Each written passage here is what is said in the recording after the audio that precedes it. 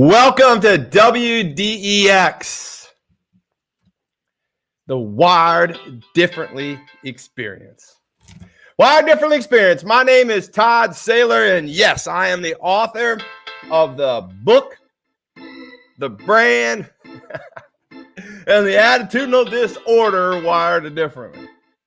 And this show is here for you. The show is here for me too, actually. And my job is to inspire you. My job is to motivate you. My job is to love you. My job is to actually teach you some things. Now, maybe I'm not going to teach so much, but I'm going to make you aware of a lot of cool things. Well, the show's job is to challenge the status quo. To challenge that dastardly land quo that we talk about in my Wired Differently books. And your job is to sit back, relax, take some notes, enjoy the show. But I want to challenge you to be, do, and to think differently. Because why do we want to be like everybody else? I just can't see any purpose in that. I just can't really see any wisdom in that, to be of this world. So Wired Differently people, we separate ourselves from the pack. We think about things differently, and that's why you're probably watching the show, because I'm just a little different. Some would even say I'm just a little odd.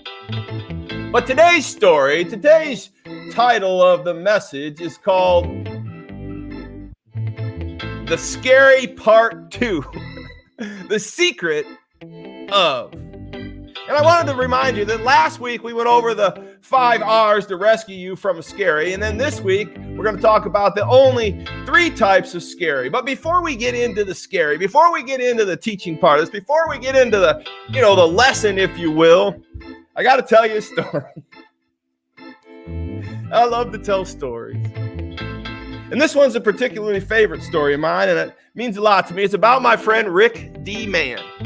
Now, maybe some of you out there know Rick D. Mann, but Rick D. Mann is my buddy from college, and we played football together. I had 2, almost maybe 3 wonderful years with him playing football. He was just 1 or 2 years behind me.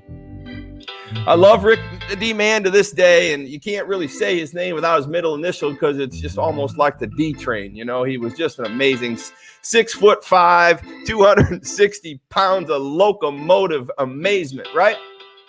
Well, Rick and I, we go way back, almost 25 years now, and it's about a story. This story is about me going to see Rick in Jasper, Indiana. And Rick had just went through some things, and he came through it like amazing champ that he is, and he always takes people with him. But this particular time, I was super excited to see him because he had conquered some things.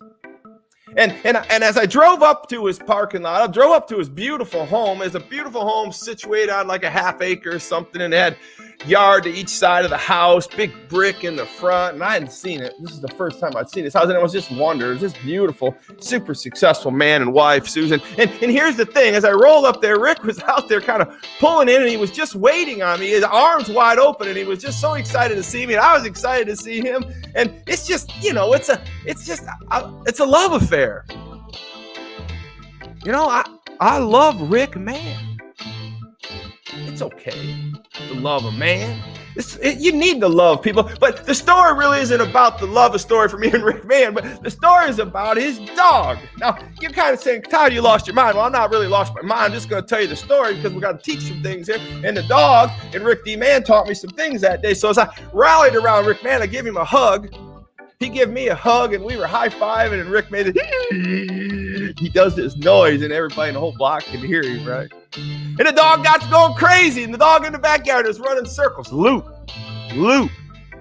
just getting all kinds of circles. Now, there was no fence in the yard, but evidently there was one of these invisible fences. His dog was 2-3 years old, and golden retriever, just beautiful dog, doing laps after laps and just getting real close to that fence, that part that might zap him just a little bit. Now, I know Rick would never hurt a dog, but the fence was there to protect him, and it was just a little nudge, right?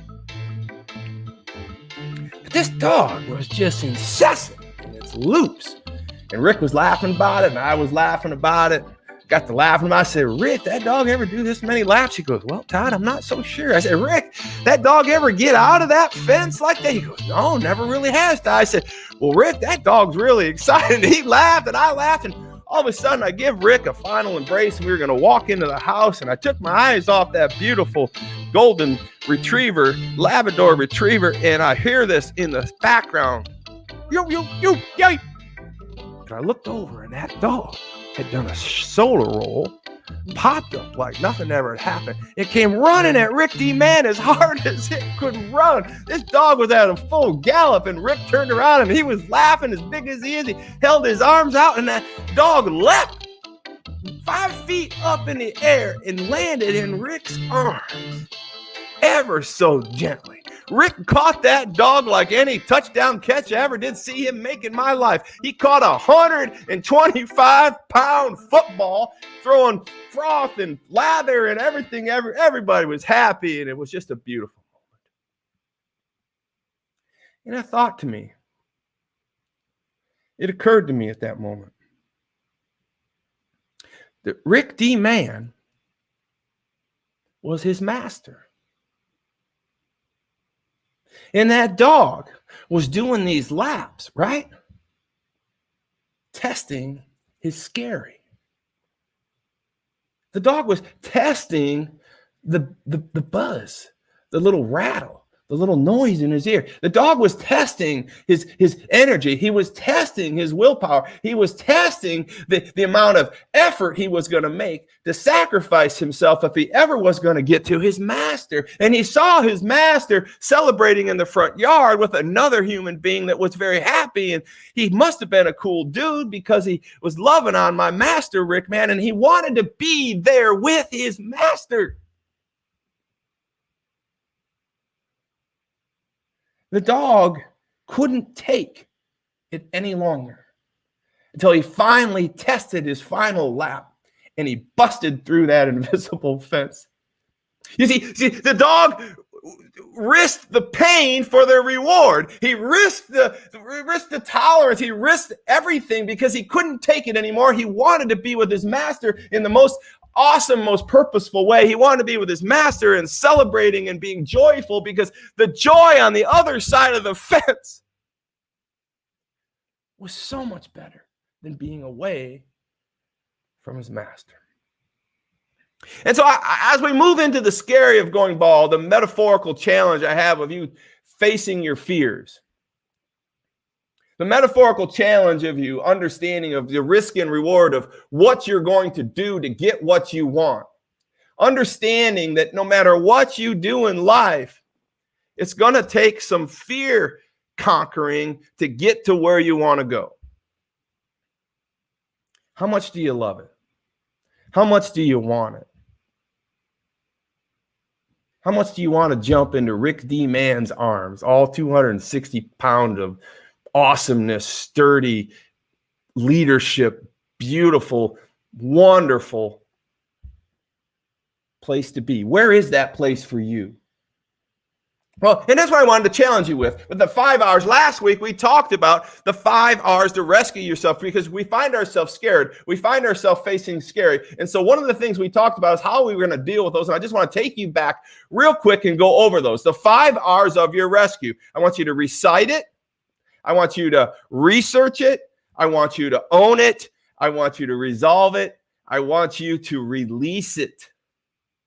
And those are the 5 hours that we need when it comes to forgiving others, when it comes to forgiving yourself, when it comes to conquering the fact that I had to face I was going bald, or when it comes to the fact that you have to face that you mistreated somebody, or you have to take a risk in something that you're scared of. There's all kinds of fear: the fear of ourselves, the fear of other people, the fear of losing everything, the fear of getting hurt, the fear of losing all your money. All these fears gurgle up on us, and we have to face those fears through the 5 hours. So nobody's going to rescue you. Nobody's going to rescue you. Only you can rescue yourself. But I want you to go through these 5 hours. And we did that last week. So I want to talk to you about this. The scary of going bald. I need you to understand this last quote I want to give you. I need you to know that either you are going to control this scary, or the scary is going to control you. Now, I know there's a lot of people that listen to the podcast. We're doing a podcast live right now on Spotify and iTunes, and they tell me they're driving, and they hear these things. And I want you to listen very closely, because all of us have this moment in life that we're going to face something scary. We're going to have to cross that line. We're going to have to actually run through that fence to get what we want. We're going to measure the amount of pain it's going to take to get what we want. Is it a trade-off that's worth taking? But I need you to know that either you are going to control that scary, or your entire life, that scary is going to control you. So if we know that to be the case, then I want you to understand that there are only 3 types of scary. And that's what the message is today about. The 3 types of scaries. Because we figured out how to conquer the scary, right? The 5 R's. But I want you to really realize that there's only 3 scaries. And this really isn't that hard of a task. I mean, I think the first time you confront a scary is very, very hard probably. And then the second time gets a little easier, and then it goes on. But I think this fear exercises that you maintain in your life are important. Because if we're to be wired differently, we need to face fear. We have to be different. We can't be stuck in our comfort zones. We can't be stuck in this land of quo. We've got to be willing to step out and face those fears. And in anything in life, and now everything's not about money, but a lot of us do convert success to money. And all of my money that I've made in a successful ventures have been because I've confronted fear. But I don't want you just to look at that way. I want you to understand that actually all of my successes in relationships with Rick D. Mann, with any other man in my life, my wife, especially my wife, or it's because I confronted fears of not only asking her out or dating her and going through those early years, but even as we've been married in our life, I've confronted fears with her, the worry of our marriage, the challenges of running a business and raising kids, and the way they make you feel sometimes, the insecurities and all the things. I mean, listen, I'm no different than anybody else out there. You know, those fears have to be confronted. You have to be willing to push that narrative, to confront your fears, those questions, and anything that you do if you want to be successful. So don't ever hear me just saying money is the only way to measure success. Matter of fact, I would tell you this, that the measure of success is success in anything compounded. Small successes on top of small successes add up to large successes. And all those things ultimately add up into probably wealth or something that's very important to you. But I want you to be successful, oriented people. So there's only 3 types of scary. So let's get on with this thing. Come on, let's talk about this. So the first scary is the found scary, right? So there's only 3. So we got the found scary. I'll just rip through these real quick. The wasted scary, and then we got the used scary, right? So let's talk about the found scary. The found scary. So listen, the found scary is a special scary because it's the first scary. It's really the only scary. It's the scary that happens when you're fearful. We all have fears.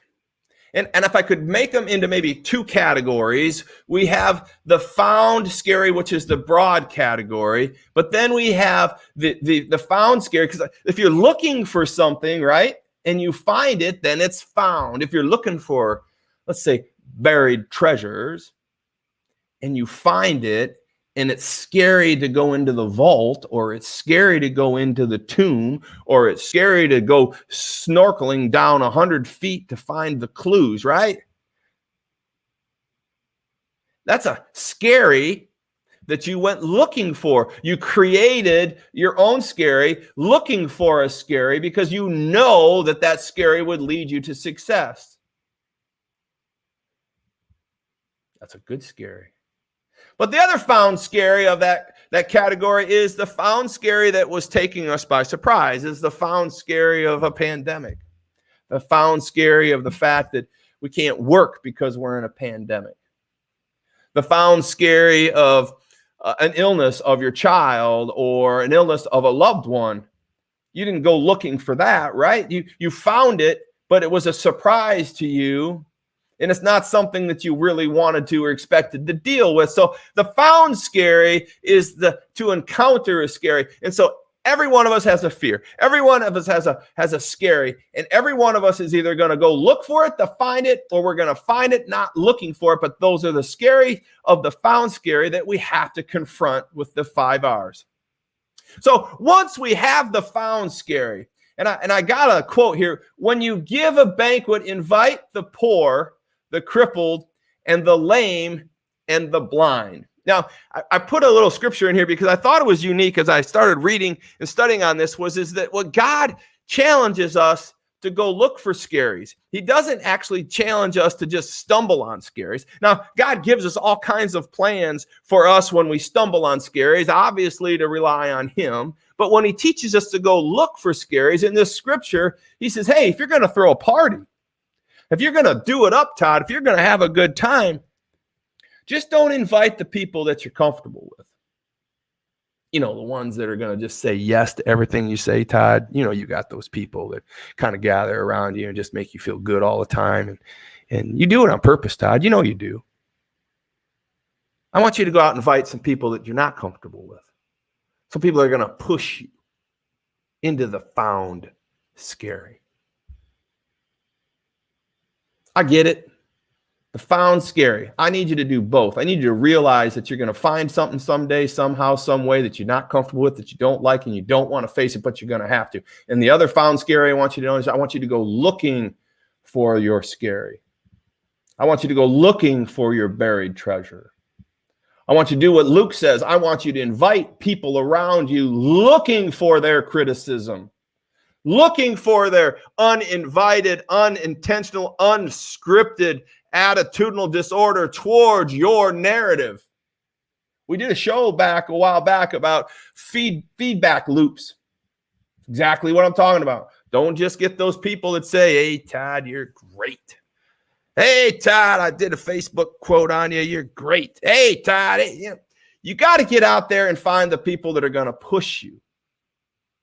Found scary, number one scary. Let me talk to you about that one last time. I want you to understand that your found scary is something you stumble on, and get that ready. Get ready for that. Understand the 5 R's of that. But also I want you to understand, I want you right now to write something down. I want you to go looking for a scary. I want you to think about a scary right now that you can write down, that you can go look for. Right? I want you to find a scary that you're prepared for, and then I want you to whoop its ass. I do. Because that scary is the separator of you and the other person that's not willing to go there. You want to be wired differently? You want to be successful? You want to do things differently? Then look for them. Go get them. Don't mess around with this. Find yourself a damn scary and go get it. All right, number one, scary, found scary. Number 2, scary. I like this story. I like this message. I think this is a great message because I'm telling you what, the thing that set me apart early in my life was the fact that I attacked the things that I feared the most. I believed, I prepared, I attacked. And why don't we just talk about Rick D. Mann while we're at it? Why don't we just talk about 6'5", 260-pound, first team All-American, massive tight end from Manchester University, Rick D. Mann. There wasn't a thing that he was scared of that he didn't confront, at least that he didn't tell me of. It's okay. But let me tell you about Rick. He gets out of college, becomes a state police officer, gets tired of that for a little bit, decides to go out and open a McDonald's, gets tired of that for a little bit, and he becomes a preacher for 10, 15 years. I don't know how long he did it for. He's once a preacher, always a preacher. Then he says, I'm going back and I'm going to do 8 more McDonald's. I mean, what in the world? This guy, his wife, and him are amazing. And this really isn't about him, but I want to use other people. I want you to understand that you need to attack your scary. You need to address your scary. You need to attack your scary, confront the scary, and whoop it. That's what Wire Differently people do. That's what successful people do. They don't just wait for scary. They go look for it. The second scary is wasted scary. This is the wasted scary. So you remember up in number 1 where I talked to you about the found scary, and the found scary had one that you just kind of come up upon, and the other scary was the one we just went after, right? We just got done talking about that. Well, the wasted scary is that scary that you just come up upon. That pandemic, that bankruptcy, that illness, the loss of business, the unfairness of the way you're being treated in public, being bullied, all those scaries that you don't confront, all those scaries that you kind of avoid.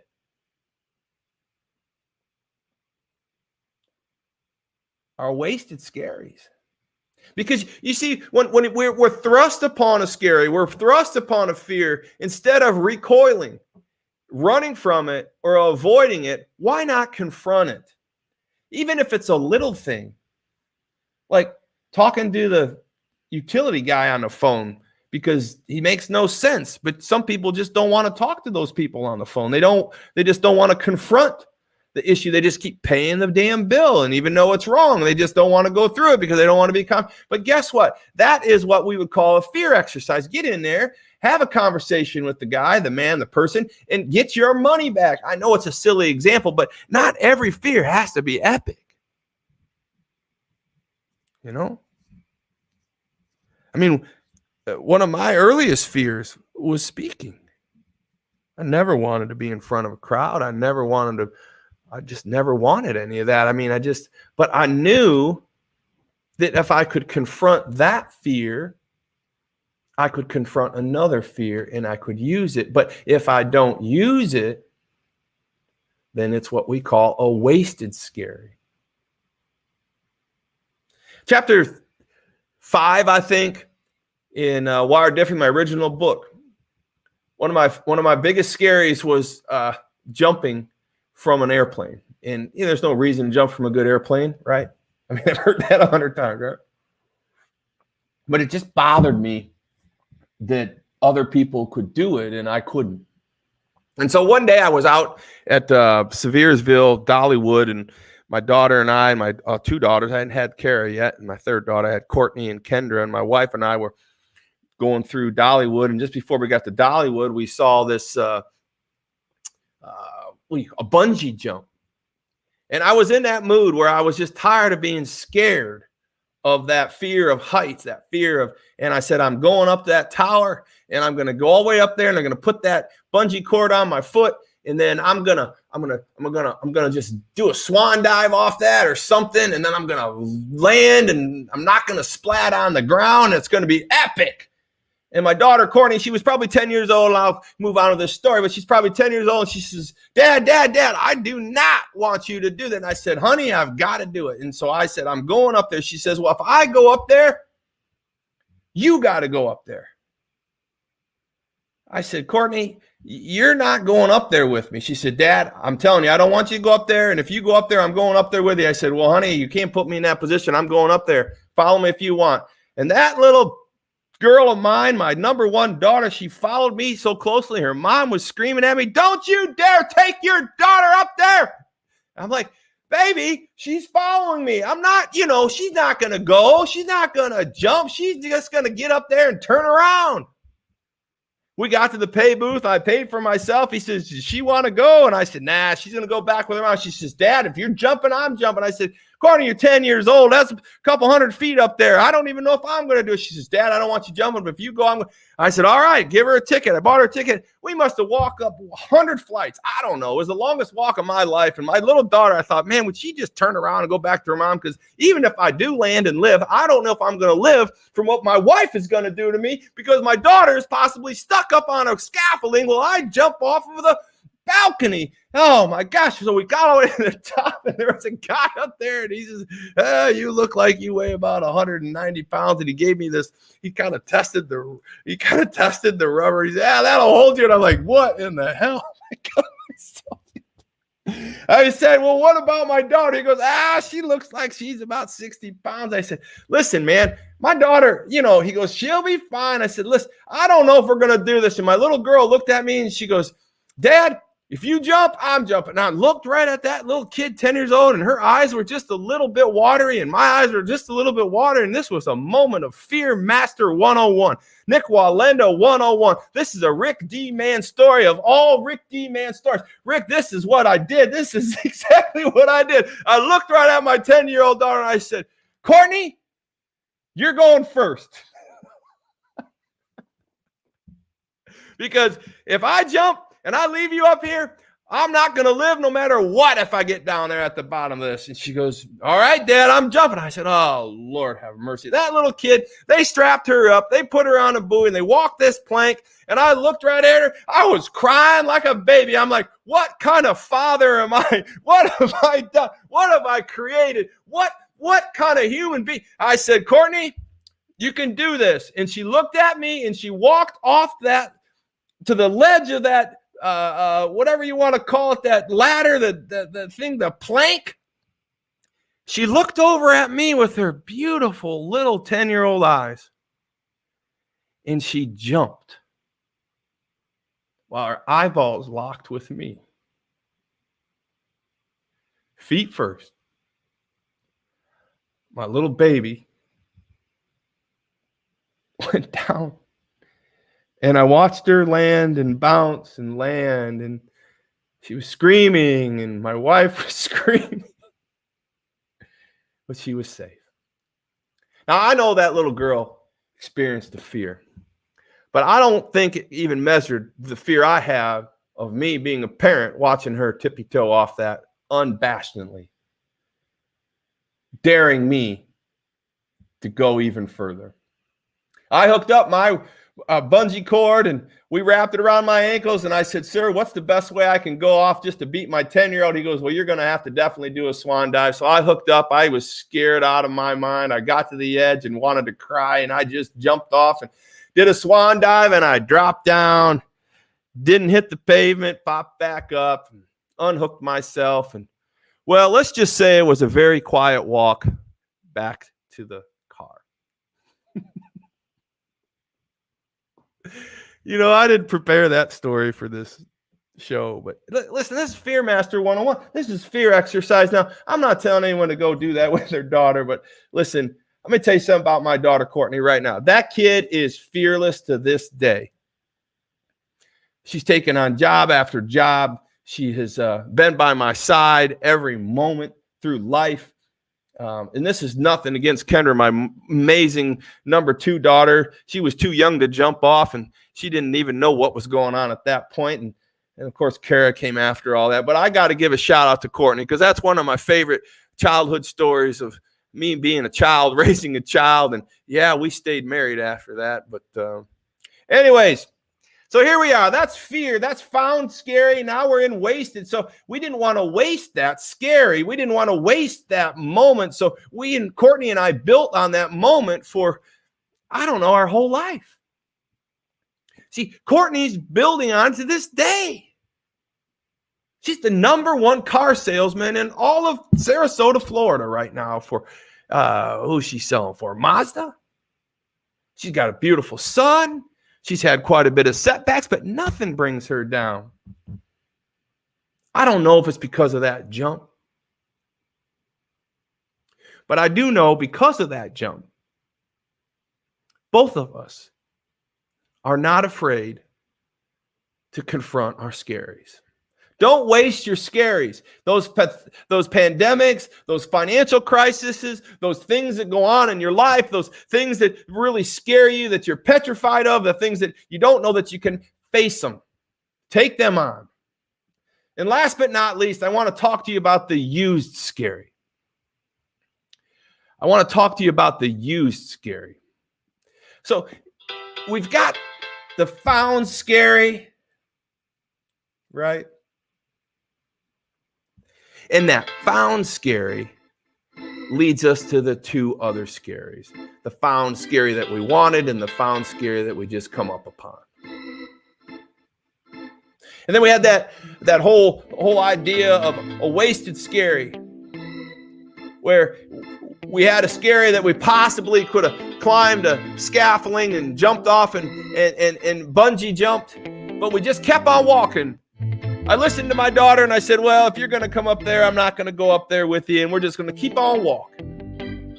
We're just going to keep on walking by that scary opportunity.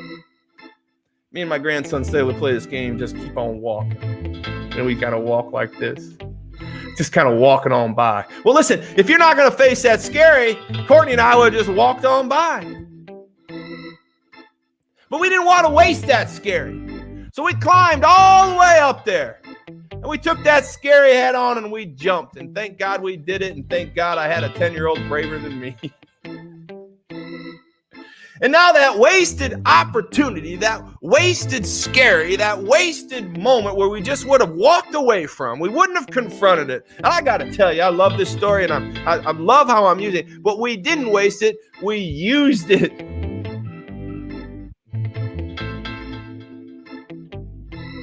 You see, in the wasted scary, God tells us that you are observing special days, months, and seasons and years. And then he says in Galatians, Paul says, I fear for you that somehow I have wasted my efforts on you. So in that story with Courtney and I, God would be looking at us and he would say, hey, I taught you all these things and not to fear because you have me, but you only observe special days. You only observe the safe days. You only go on the safe rides. You only do the merry-go-rounds. You only do the little race cars. You only do the gopher bops. You only do the squirt guns that race the horses. What about the bungee jump? I fear that somehow I've wasted my efforts on you, Todd and Courtney. Come on. I want it to be a used scary. And so we go to the used scary. And who is it that overcomes the world? Only the ones who believe in Christ, the Son, God. And so the faith of our scaries transition into the used scaries. We use our faith. Let's go into these used scaries. Let's push ourselves forward. Let's jump off the damn bungee. Let's just leap off the bungee. And then I jumped out of the damn airplane because I got enough scare exercise to go to that next level. It's not about me. It's this idea of the used scare. I could have never got to the next scary without the exercise of the bungee and my 10-year-old daughter. You follow what I'm saying? Now listen, this used scary is really what we got to close on. This used scary. This used scary is this idea that we leverage the scary that we had, that we either come up upon or we went looking for. Don't waste the damn scary. Use the scary. And that's how we set ourselves apart from other people. That is how we gain who we are. That's how we become wired differently. That's how we set ourselves apart from other people. That's how we become odd in this world. That's how we become not part of this world. That's because we have faith. Hebrews 13:5 says, I will never leave you nor forsake you, for then what can man do to you, Todd? What can man do to you? I will never leave you. I will never forsake you, nor will I forsake you. I am your helper. For then what can man do to you, Todd? Go look for that scary. Don't waste it. Use it. Use it. I want all of you to find your scary today. Write one or two of them down. I want you to go confront it, and I want you to use it.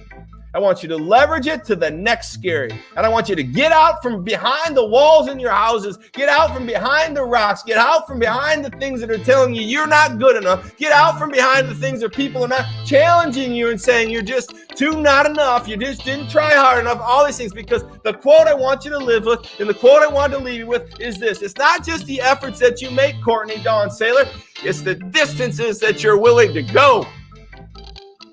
We're not called to do anything but go the damn distance. The efforts count, but the distance is what matters. I mean, if we just try hard, but we don't finish the race, then it doesn't matter at all because the distance wasn't acquired. You see what I'm trying to say? And I just promised myself I wouldn't get this way, but I got to tell you how important it is to me. I got to tell you how important it is to me as a leader and a family and a friend of yours. If you don't understand that your efforts aren't matterful, if you don't go the distance, it's all a waste of fear.